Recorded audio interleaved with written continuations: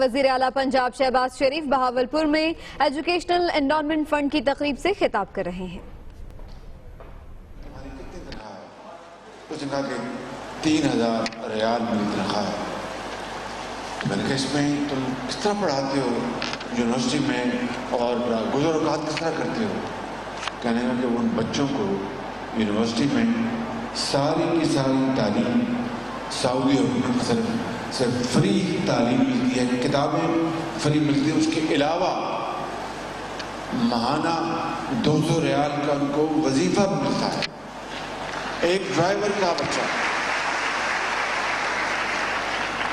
مجھے بڑی خوشگوار حیرانگی ہوئی اور مجھے ایک اور قدم مجھے اور آگاہی ہوئی کہ کس طرح سعودی حکومت، سعودی فرمان روا اپنے نظام کو چلاتے ہیں کہ ڈرائیور ہو یا کوئی اور ہو، اگر وہ تعلیم ان کے بچے جاری رکھنا چاہتے ہیں تو اسٹیٹ حکومت ان کے تمام اخراجات کی ذمہ داری اٹھاتی ہے۔ تو مجھے اندازہ ہوا کہ کس طرح تعلیم کے شعبے میں سعودی عربیہ میں ایک بہت بڑی ایفرٹ جاری و ساری ہے۔ پھر میں جب امریکہ سے اللہ تعالیٰ نے مجھے زندگی عطا کی، میں ان کا اللہ تعالیٰ کی جتنا میں شکر ادا کروں کم ہے، میں پھر برطانیہ آ کے وہاں پر سکول اختیار کی۔ تو ایک دن میں ایجوے روڈ پہ میں اپنے بال کٹوا رہا تھا، تو جو بہادر تھا ہی کیم فرام اسکاٹ لینڈ، تو اسکاٹش جو ایکچوئل میں انگلش بولتے ہیں وہ آسانی میں سمجھ میں نہیں آتی۔